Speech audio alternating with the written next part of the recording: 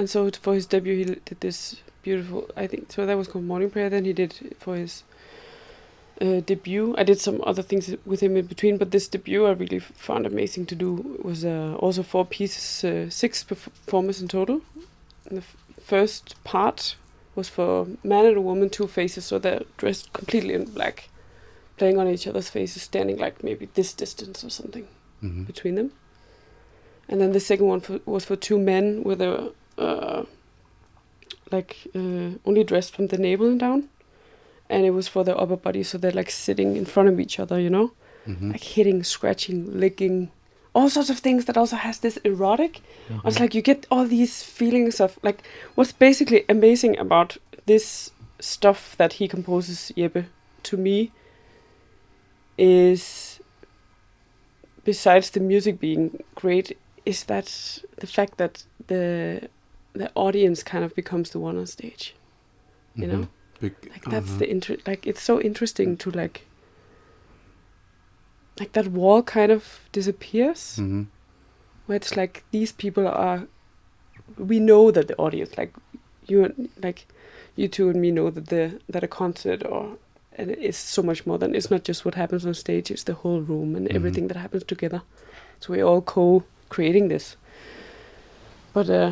But then when you do something that can be interpreted as bizarre or sexual or like something that, you know, that it does something to you, it's you don't go in and just, oh, that's interesting, you know, and then you go to another talk, you know, like those things where how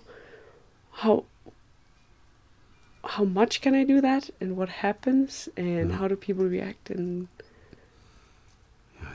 that's really... It's an interesting space. And so the third part was for 2 women, where I did one part, where we only dressed from the navel and up, where we then play on each other's like legs and like also sexual organs. And did you say there was music as well? No. Well, so this also becomes a discussion about what's music. What do you interpret? Like, when is music present? Right? Because there's no written audio music, no. But of course there comes consequences of the music, which is like slaps or, you know, breaths, you know, because we also do this with our eyes closed, and we, you know, we have to be in the same tempo, and so all that is kind of coordinated. Yeah. And then the fourth and last, the final, is all 6 of us standing, facing the audience, like playing on each other, like metaphysically. It's quite beautiful. I can really recommend checking it out. Yeah, so that's something I'm very passionate about, for sure. I can tell. It's definitely seems like you found the blend of the things you do, or something that there's like you can involve lots of different aspects of your performer nature. That's interesting. So does Jeppe Ernst himself insist on that it's music? Or, I'm sorry, the art piece, is it presented as music? Or talking about like the different... Well, it plays on music festivals. Yeah. So it's like... and he's seems very musical then. Yeah, but It's just... it is a piece of music. This thing of saying that it can be interpreted as many different things, but as from its source, origin, it is intended as like it's part of the art piece that it's saying it's music.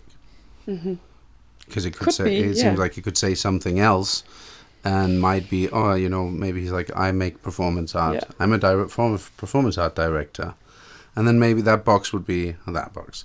Exactly. But he has another insight into it. It seems. Well, he comes from a place, and he has his crowd, and he has his stages to appear on it, but. To me, he just breaks that. Like, also when we did that last performance I talked about now, I think, what was it, 2 or 3 were ballet dancers. 2 were ballet dancers. Then I was a singer, 1 percussionist, another composer, and then my partner is a... Are you sort of like headhunted for it? And are performers... Yeah, he usually uses the same... Yeah, okay, he's got his peeps. Yeah, and I'm one of his peeps. Yeah, that's cool. Yeah, that's super cool. I'm very happy to work with him. It's a very interesting sphere. So provoking, even for a radicalized person as myself, it provokes all kinds of emotions, that kind of borderland performances. What happens? Well, like I go through anytime any artist wants me to feel something, I will immediately tell them to go fuck themselves. That's my initial experience of any. And then I, of course, just have to think about that. Why am I so neglecting of that? Oh, that's probably because of that thing. And then I'm like, well, that was pretty good that the artist did that to me, so that I could reflect upon that page of myself that I didn't shine a light on or have the capacity to shine myself. So, like, I always end up seeing that it is valuable if it's good. So that I definitely also have come enough place musical and performance and all kinds of things that want to play with those borders, and come to sometimes been frustrated that it's hard to give it any critique. But the more you do it, the more you also sort of become sort of aware of it. And I would say that sometimes, I like to go to these things, even though that it pisses me off most of the time. And then at the end, I'll choose if it taught me something or if I think it was bad. If it was not doing the right thing. If it was just annoying me to annoy me, right? So are you saying that so it cannot tell you to feel something unless it's good, what it makes you feel? No, it's allowed. Pisses me off. It's not a good experience. And what is that story about that you can't give a critique? I think that a lot of people have a hard time giving abstract art critique in lieu of being, because of feeling talked down to by a higher intellect or something. Yeah, it's like you don't understand it, but not understanding it is not couth, it's like so you have to kind of understand it, which stupefies and sometimes becomes a elitist thing within the art world, which I despise. Yeah, me too. And it's so hard to sort of like gauge that thing. So I just the intellectualism maybe sometimes gets where's the people gets a bit like give me something. But in a way, it also works in there. But I think I'm not saying that this is what this. No. But I think that I do when for erotic, sexualized things. It's like but that's hard for me. Yeah. And then I often come to the place where I'm like, am I not a sexy man or what? Like yes, I'm. Is this not what I do myself? Actually, even though that I might not always be sort of like, I'm trying. I know I'm sexy or whatever. Like, it's like. There's a part of me that's using that energy and so it's a self-reflective experience for me always to see art that uses the body and sort of erotic things like that. But I was the one saying erotic. Oh yeah. Yeah. I was saying that it could be interpreted, and I'm aware that they do, but it's not. That's not the point. No. So but people getting lost in these. Being naked and sexual. Not necessarily, and not but that it's not. You might focus on it's that. It's about context, right? Was what you were saying. Totally about context. That's what you were saying. But that's all my words. Yeah. So I think the only reason, that's words, and I think reflections I've done from people. Like talking to me about it basically, or like also times where I felt like not defending it, but just like okay, I really want to reflect on this. Like what's up with that? Like why? And also I've talked to Jeppe about it. Like so what? Why? Like what? Like I was like, well, it's really not the point. It's not. We're not trying to make a state. We're not trying to be Marina Abramovic. Like doing we're not trying to do that. We're not trying to make statements. It's like if you. Does the piece of art come with a written statement? Huh? Does it come with a written statement? Art in general? No, this one. This piece? No. Interesting. And because I totally feel like the same as you with, like it's so... There's nothing more like, oh, back off, or like when people try and like, so now you should feel this. I think I don't know. I think my interpretation of that like feeling is that something's been spoiled because you've almost noticed the artist too much, and it's like, okay, no, and now I'm out of the just being here in the art. But when I do like that feeling a little bit when I get disorientated in a piece of music because it has indistinct borders, or in performance art especially, when I've got a feeling that is maybe not very comfortable, let's say. It's not like a deep sort of pleasure, it's not in that sphere, it's taking me out of my mind into a feeling that maybe is a bit like, ooh. And when I get that, whenever I have that experience with art, I always take away quite a lot from it.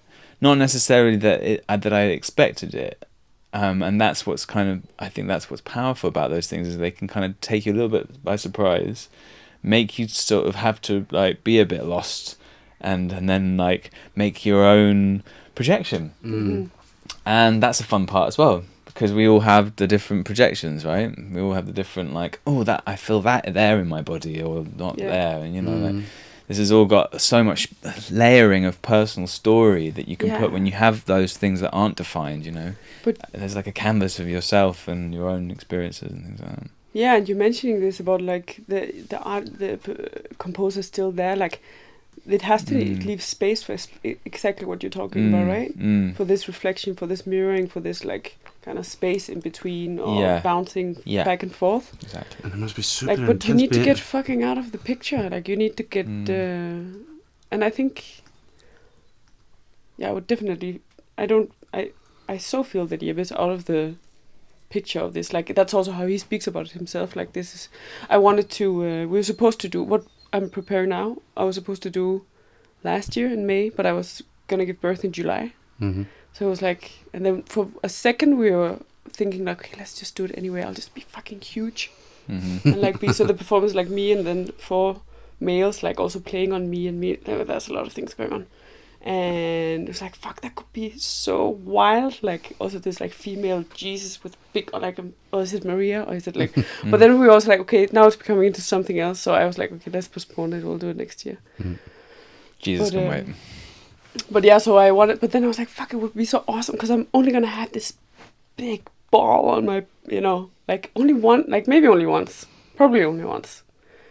Like I want to have this, like I want to do a, like, you know, have this recorded or manifested, or I want to do a ritual. So I wrote a piece inspired by, like, in his style, in Jeppe's style. And I remember I was so, like, I didn't even, like, it took me long to, like, ask him, like, hey, I really, like, maybe you would want to compose something, or, like, because I didn't want to, like, it's his thing, right? But then he was just like, you know, this is, I mean, you've been with me from the start, like, this is just as much, has become what it is because of how, you know, we were talking about phrasing also. It's like, it's really about hand movements also, like, you know, attackers, and there's a lot of handcraft in a way over that we've developed together.